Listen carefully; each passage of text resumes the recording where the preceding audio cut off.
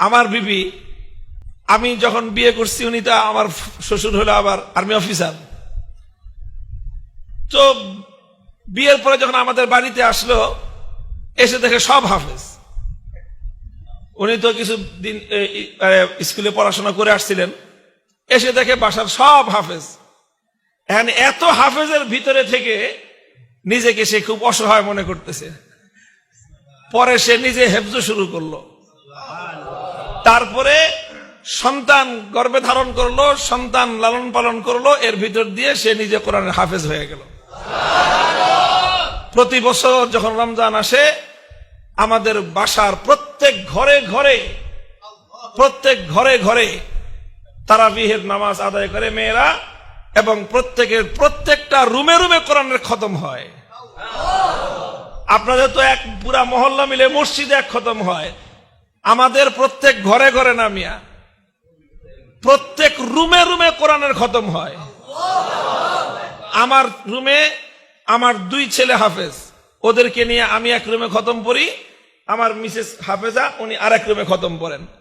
আমার পাশের ফ্ল্যাটে মাহফুজুল হক সাহেব, আমার বড় ভাই, ওনার 3 মেয়ে হাফেজা, ওনার বিবি হাফেজা, 4 জন। ওনার রুম হলো 3টা, পরে এক রুমে ডবল জামাত পড়তে হয়। অর্থাৎ প্রত্যেক রুমে রুমে শুধু জামাই খতম না, এক রুমে ডবল খতম হয়। শাইখুল হাদিস রহমতুল্লাহ আলাইহি আমার আব্বা জানে বাগান সাজা। আপনাদেরকে গল্প কেন বলতেছি? গল্প এজন্য বলতেছি হিম্মত করেন মেয়েদেরকে কোরআন মুখস্থ করানো, মেয়েদেরকে হাফেজা বানানো, মেয়েদেরকে দ্বীন শিখানো, এর চেয়ে আপনি আপনার মেয়েকে আর বড় কোনো উপহার দিতে পারেন না।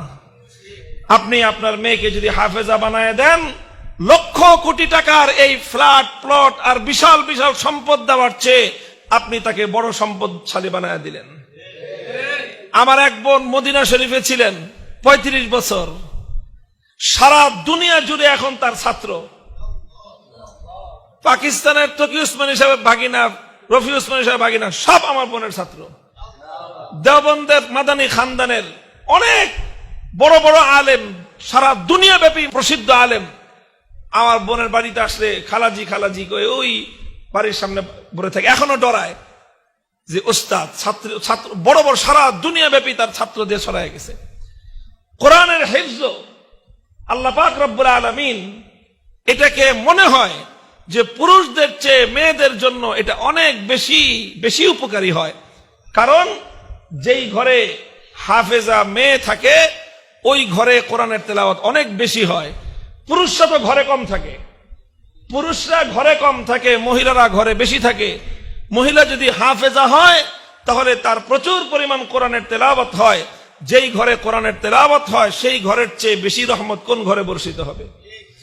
এই জন্য কেউ যদি চান নিজের ঘর আল্লাহর রহমতের দ্বারা আলোকিত থাকুক, কেউ যদি চান নিজের ঘরের মধ্যে রাত দিন আল্লাহর রহমত বর্ষিত হোক, ঘরের মেয়েদেরকে